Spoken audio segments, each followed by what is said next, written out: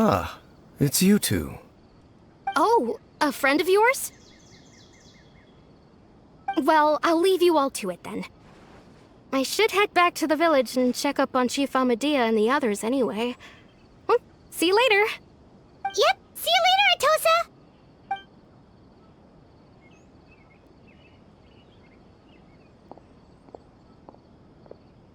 Why do you always have to pop up out of nowhere like that? Is it your life's mission to jump scare us or something? It's hardly personal, or intentional for that matter. As long as you and I are both in pursuit of the Abyss Order, we're bound to cross paths. Ah, so you're here to investigate the Abyss Order then. That would explain the monsters you were fighting just now. Naturally. Hold on. Are you not here for the same purpose? No matter. It may have taken you a while to catch on, but I'm sure you've also realized by now that there's something strange about this place. The Abyss Order is most certainly planning something in this area. Or worse, their plan could already be in motion. So you think the Abyss Order is behind the hilly trail activity in the area? As things stand, I highly doubt that is their primary motive. I would imagine the increased hilichurl activity is merely a byproduct of whatever it is they're really trying to accomplish. Still, the hilichurl activity is causing a lot of problems for the people here. We should stick around for a while and protect the village, don't you think? The best way to protect them is by figuring out what the Abyss Order is truly planning. That is how we prevent further tragedy. And you shall have them. I never intended to hide anything from you. Don't worry. There should be ample time to talk.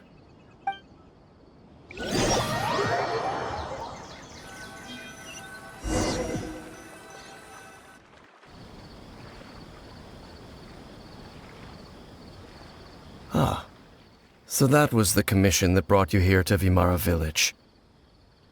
Someone who seems to only exist in people's memories. That is indeed quite intriguing. I would agree that it's unlikely you have a simple missing persons case on your hands. However, any possible connection to the Abyss Order is still unclear. It appears all we have by way of clues is increased hilichurl activity, and that is certainly not much to go off of. Right! That mysterious voice he heard in his sister's memory. The one who called himself a sinner. Who is he?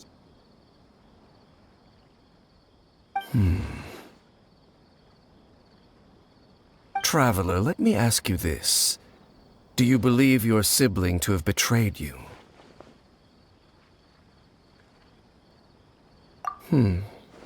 I sense hesitation in your words. After all, you still haven't figured out the whole truth of what happened. There's still hope for the two of you to reconcile. Irreparable damage has not yet been done. The sinner you wish to know about, his situation is different. He and his fellow sinners have long betrayed me, and long betrayed their nation. His name is Vedrfolnir, the Visionary. I'm loath to admit it, but he is also my kin, my older brother. Your brother? There were 5 of them, the 5 sinners of Kanria. The wise Roptatir, the visionary Vedrfolnir, Gold Rhindaughter, the foul Sertologi, and Rehir of Solnari, Rerir. No matter how eroded my memory may become, I will never forget their names. One day, I shall have my vengeance. Wait, some of those names sound really familiar. Rhindaughter is the one who created Albedo. Sertologi is Skirk's master. And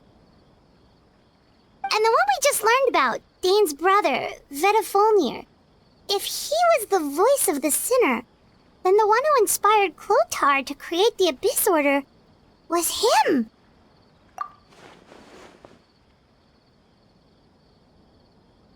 They were once people of great esteem in Kanria. those who carried the hopes of the nation. They were the best of their peers, outstanding in their respective fields. 6 of us, together. We should have been the ones to prevent the disaster. The ones to stop the Vinster King from continuing to rock the foundation of the world. Yet, deep within, the 5 of them craved something more. They could not resist the call of the Abyss, and divided among themselves a power that could destroy the world. So they became sinners, but also transcendent beings, each in possession of world-shattering power. And when the cataclysm occurred, not one of them stood up in defense of their nation. Not one came forward to prevent the tragedy, and for that, they shall never have my forgiveness. Indeed, if they are not stopped, the day is sure to come when they will also betray the entire world. Of course, as I said, I never intended to hide anything from you. So, Dain, what have you been looking into all this time? I've continued to investigate the questions surrounding the Loom of Fate. It's been quite some time since the initial operation was launched. By retrieving the eye of the first field tiller, we were able to stop part of their plan from coming to fruition. Oh, Paimon remembers! Weren't they going to use it to corrupt Osial and make a god or something? Indeed. However, it's obvious that was just some sort of technical experiment. The eye was integral to their plan, yet somehow, despite failing to obtain it, they've skipped the experimental phase and found some other way to keep moving forward. There are many signs pointing to that effect. Then, what should we do? It's not too late, is it? Our most pressing concern is to determine the purpose of the Loom of Fate. From there, we'll be able to deduce the Abyss Order's true objective. Based on the intel I've gathered so far, I suspect the Loom of Fate is related to the ley lines in some way. The ley lines? Traveler, you were able to observe your siblings' memories last time, yes? I believe that was due to the fact that the ley lines in that area were unstable. My recent investigation has shown that Abyss Order activity in a particular area is usually followed by a series of issues with the ley lines. Wait, then our commission here in Vimara Village, the person who seems to exist only in people's memories, could it be connected?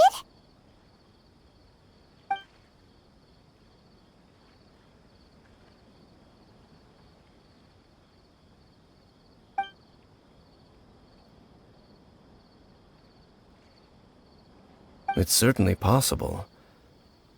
I'll join your investigation tomorrow. This missing persons case could very well turn out to be the key to unraveling these mysteries. Well, if we're teaming up with Dain again, we're gonna need all the energy we can get. Let's try investigating somewhere a little further away tomorrow.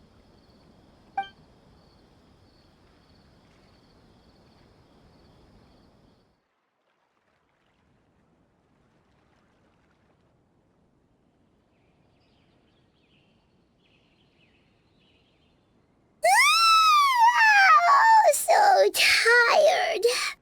Paimon used way too much brain juice yesterday. It's all Dain's fault saying all that complicated stuff. Well, let's go find Dain. We've got a lot to do today. Dain? Hello, Dain? Why are you just zoning out over here?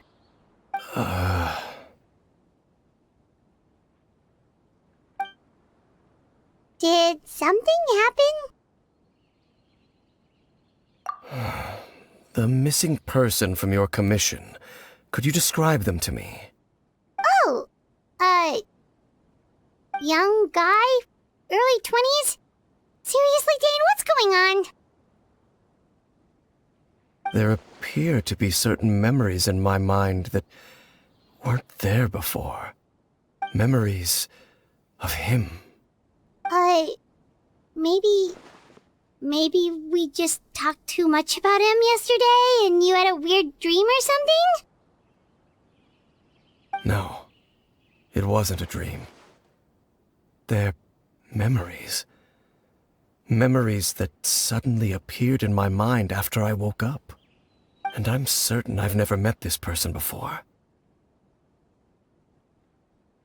I remember handing him the eye of the first field tiller. What? Okay, so this missing person definitely has something to do with the Abyss Order then! Indeed. And it appears he possesses the ability to implant memories into the minds of others. Wait then. All the memories the villagers have of him, could they be fake too? Maybe they never knew him at all. But why would he do something like that? Whatever the Abyss Order is planning, an important truth has been revealed to us this morning. What sort of truth? That their goal is still to obtain the eye of the first field tiller. They haven't stopped searching for it. I am the only person who knows its location. Perhaps implanting that particular memory was an attempt to interfere with my mind in some way. Your concerns are not entirely unfounded. I don't believe the Abyss Order is capable of altering reality like that just yet. However, considering their single-minded pursuit of the Eye, I would say an equal level of caution is in order on our part. Come with me. We must check whether the Eye is still in our possession. Oh, so you're going to take us to where you hid it?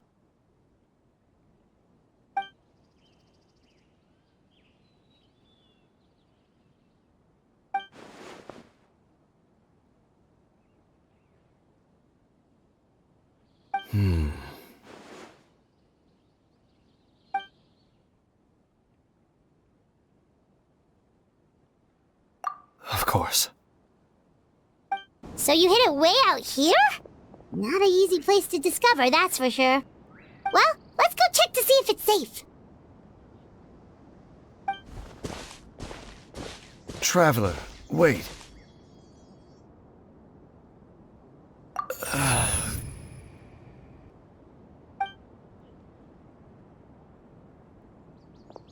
We've no time to lose. Let's head inside.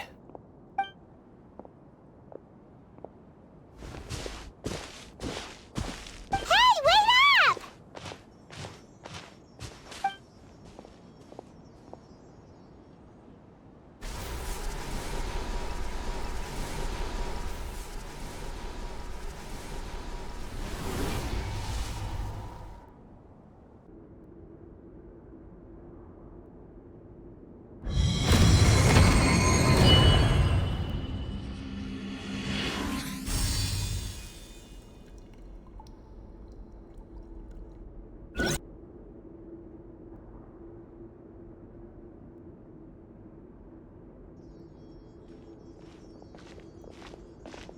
Looks like we can't go any further.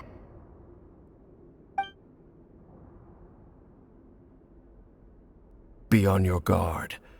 I sense the presence of the Abyss. It's the Abyss Order! They're here! Just as I suspected. The false memories were a trap. The Abyss Order just wanted to follow us here. Now that they're in the vicinity, we should have a chance to see... Dain? What's wrong? Can you feel that? There's been a disturbance in the ley lines. It must be the work of the Abyss. Wow, you must be really sensitive to that sort of thing. Paimon doesn't feel it. You too. Do as I say. Use that mechanism over there and leave this place. The Abyss Order is putting something in motion. If you return to Vimara village, I suspect you might finally have the opportunity to locate the missing villager. Just think of it as a way to divide and conquer.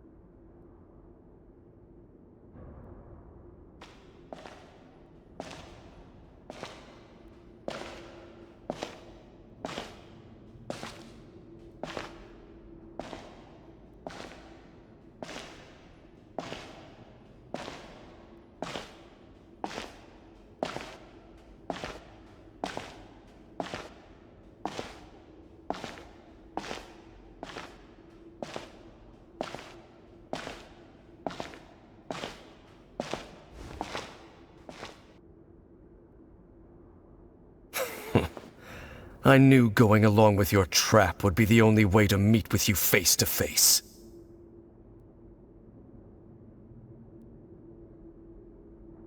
You risked your safety and that of the Eye? That's quite the gamble, Dainsleif. But I believe that I am the one walking into a trap laid by the Twilight Sword.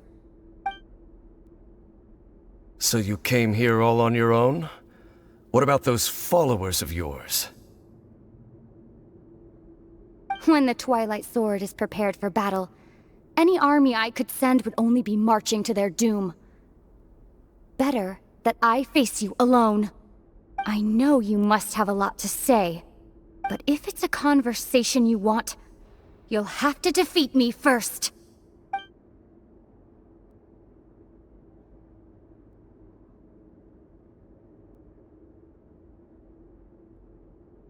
So, you see, Granny Jahiet was a mercenary when she was younger.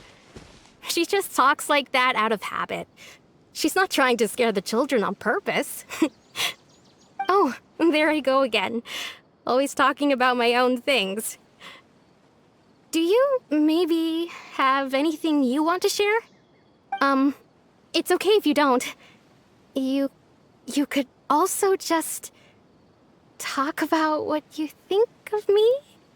Oh, I think you're an incredibly strong and thoughtful young woman. You'll meet many amazing people and live a very happy life. You won't miss someone like me. Huh?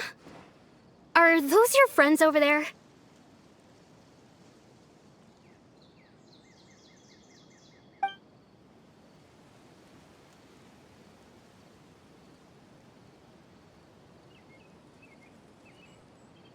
Oh, right! This version of Atosa hasn't met us yet!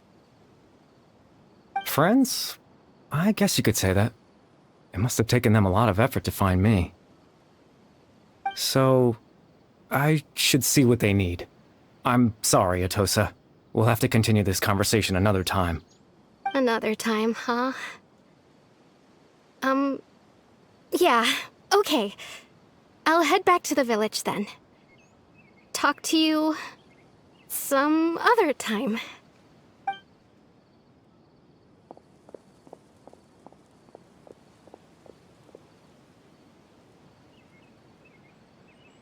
It's nice to see you, Traveler. I believe this is the first time we've met.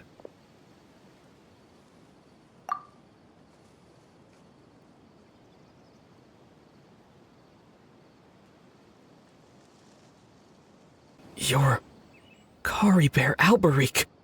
Oh. You know me? That's quite the surprise. I don't believe I've met you before. Oh, I see. It was the memory, wasn't it? Your sibling's memory.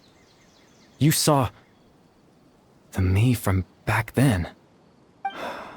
This is Atosa's memory. I came here to say goodbye to her.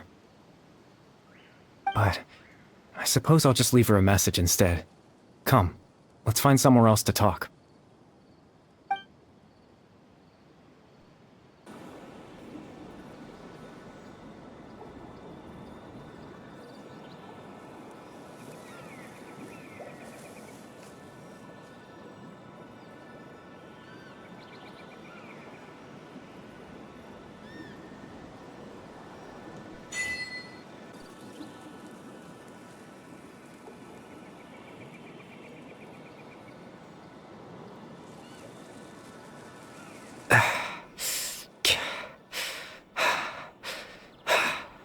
I suppose you could call it the realm of my consciousness.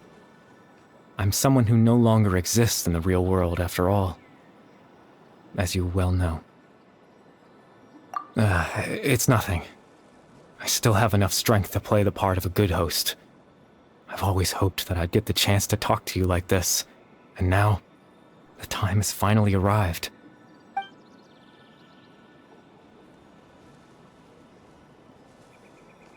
Extreme sorrow and pain. Hope and regret coursing through your veins. And a degree of abyssal power that defies comprehension. Father told me that once I possessed all those elements, I would become the loom of fate. But despite his intentions for me, I never truly became the loom of fate. I was merely used as a means for its construction. In truth, I died the moment I set everything in motion. The person you see before you now is nothing but a remnant of consciousness left over within the loom of fate.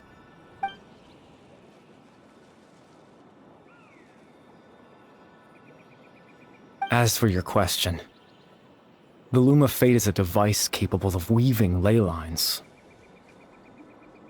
In its primitive form, it can only be used to create and implant memories. But as more of it is completed, its power becomes stronger and stronger, until finally, it has the power to weave real ley lines of its own. Once fully completed, the moment it gains the power to weave ley lines, it loses the lower level ability to influence memories. But it also becomes a tool that can change the entire world. Yes, I have the ability to control the loom in its semi-completed form. I suppose you can think of it as a form of compensation. After all, its existence cost me my life.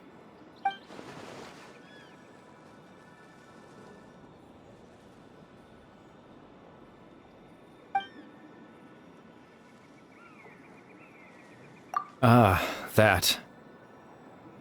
I was wrong to implant those memories. I'm sorry I caused so much trouble. Not only for everyone in the village, but for you as well.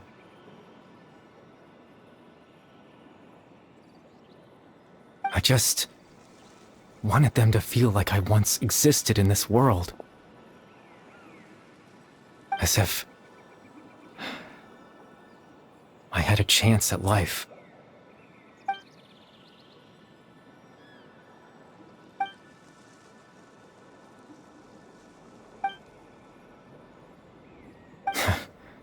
I know what you must be thinking. Why would I do something so meaningless?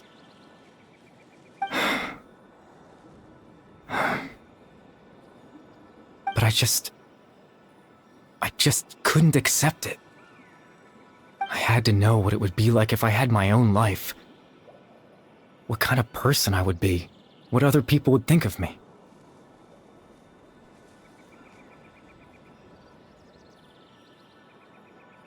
Chief Ahmadiyya, Baram, Granny Jahiyat, Atosa.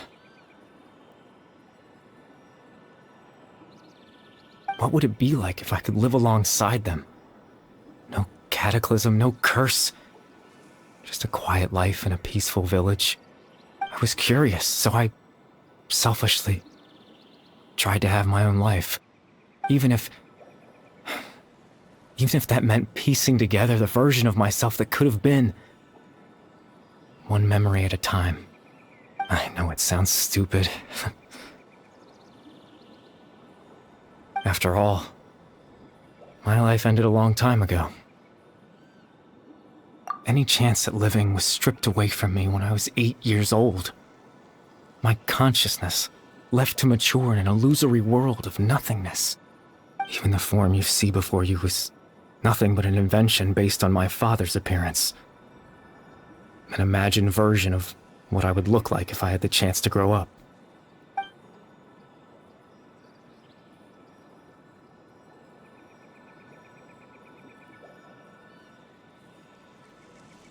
I know. But there's nothing I can do to make them find me. If I could exist in the real world, I would return without a second thought and surprise them with the suddenness of it all. But, well, that's not possible for me.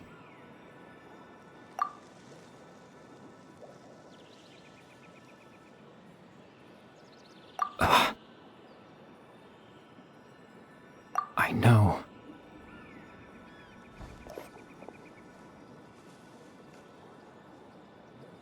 Captain Dainsleif. Twilight Sword, you mean? No need to meet up with him. Things should already be settled on his end. Exactly. As someone who could only exist in people's memories, the fact that I'm able to talk to you in my consciousness like this can only mean one thing. The loom of fate has already been completed.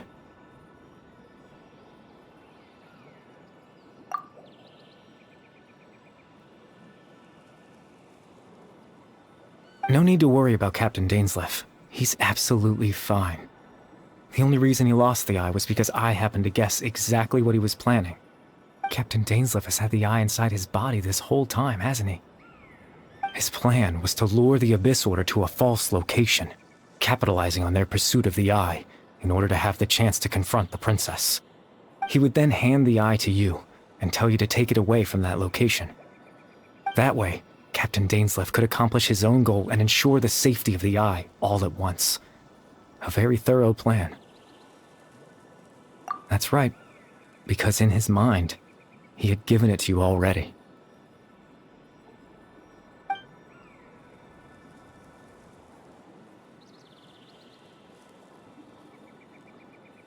Before you two entered that false location.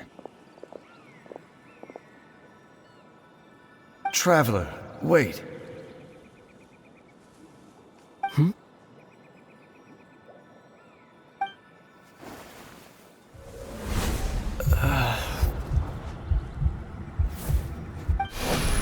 We've no time to lose. Let's head inside.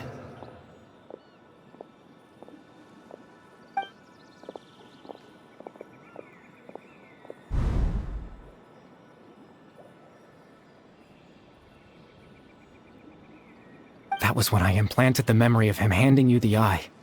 Given the tense situation at that time, Captain Dainsleif failed to notice anything out of the ordinary, and took that memory to be real. I'm sorry, Traveler, but I needed the Loom of Fate to be completed. And to do that, we had to retrieve the eye.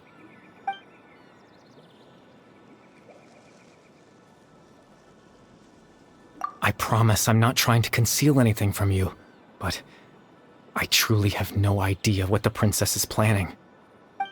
Tevat's ley line system is deeply entrenched in the planet. Creating new ley lines can neither replace nor extend the ones that already exist.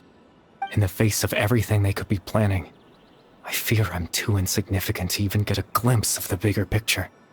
In any case, I had my own use for the Loom of Fate, and my goal, at least, has been achieved. You remember my father, don't you? Clotar Alberic. I believe you saw him in your sibling's memory. After he used the power of the Abyss to restore consciousness to my hilichurl form, I suffered from an indescribable level of mental anguish. To comfort me, my father told me a story, that this was a fairy tale world where I had to take on the form of a little monster. That story managed to dispel my fears, even if just for a moment. My goal was simple: to use the Loom of Fate in its near-completed form, when its ability to create memories was at its strongest, to implant a specific memory into the minds of the hilichurls. In that memory, I would tell them a story, just like my father did for me. It was a story of fairy tales and love. But more than anything,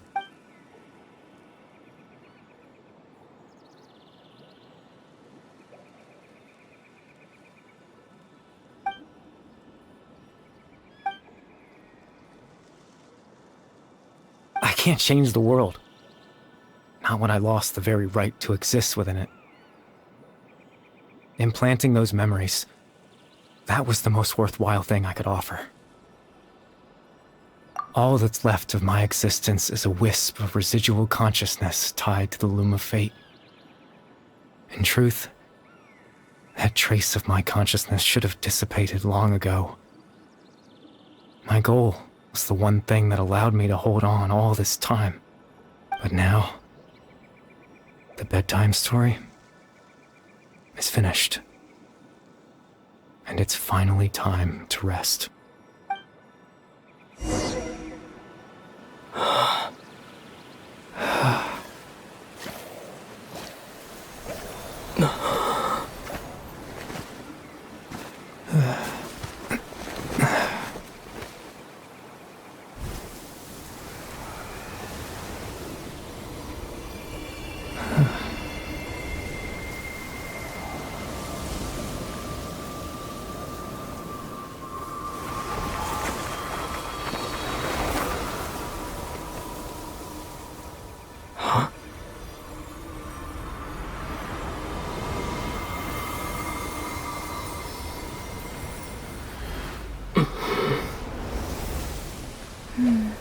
Looks like I was too late to see Kari Bear one last time.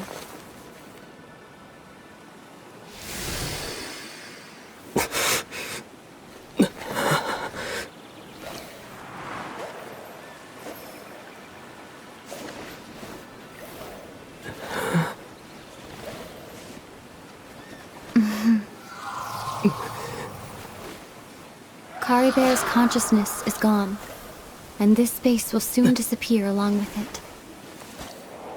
Neither of us belongs here. That's why we're not tangible. Were that not the case, I'd love to hug you too. Well, how about a conversation?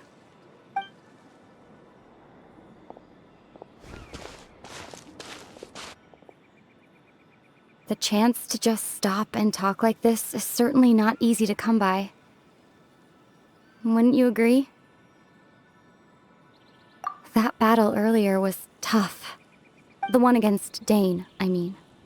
I didn't expect that after everything, he would still hesitate to raise his sword against me. Were it not for that, perhaps I'd still be no match for the Twilight Sword. Even after 500 years. The loom of fate, huh? I still haven't found a way to utilize it to its full potential. But there's still time before the heavenly principles awaken. Yes, for 500 years now, ever since the cataclysm in Conria, there's been no sign of activity. Not long ago, you witnessed the Hydro Archon destroy her divine throne. Yes? Such a flagrant disregard for the rules, and still Celestia took no action. I suppose that's proof enough of the Heavenly Principles situation.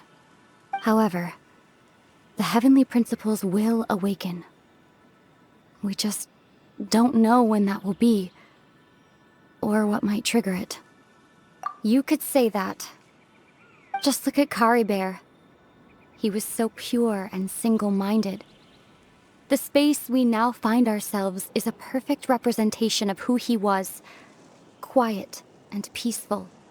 Even as a hilly churl, seeing the terrible sight within the mirror wasn't enough to taint his spirit. He brought comfort to the people of this world, even though he was denied the very right to be a part of it. So ask yourself this. Who was it that deprived him of that right to exist? Of course, that's only one example. My feelings about the Heavenly Principles are too complicated to explain in just a few words.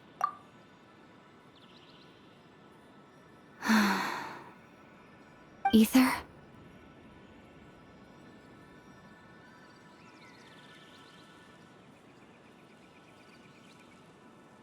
You're the only one in this world who calls me that.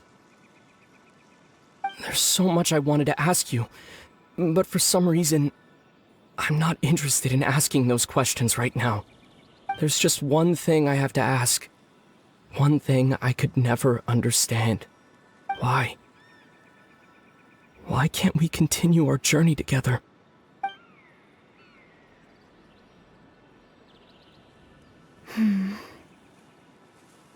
At the end of my journey, I arrived at a place known as the Sea of Flowers at the end. Do you remember? A long time ago, when we traveled between worlds together, you told me you wanted to find a place in the universe where that one flower was in full bloom. To have a place like that suddenly appear before me. Well, would you think of that as a coincidence? You mean... I miss you too, Ether. But as this war continues to rage, and as I continue to seek that final answer, I don't even know how to face myself sometimes, let alone my own brother. What's going on? This space has lost its tether. I doubt it'll be able to exist much longer. In fact, Aside from our inability to physically interact with each other, there's something else you should know about this space. With Kari Bear gone, we won't be able to remember anything that happened here. Everything in this space will be wiped from existence, including all memory of our reunion. You're only telling me this now?